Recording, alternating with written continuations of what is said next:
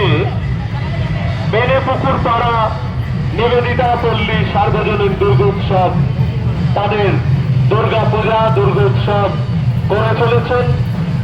এবছর 27 বছর বর্ষে পদার্পণ করছে বেনেপুকুর পাড়া ও নিবেদিতা পল্লী সার্বজনীন দুর্গোৎসব কমিটি।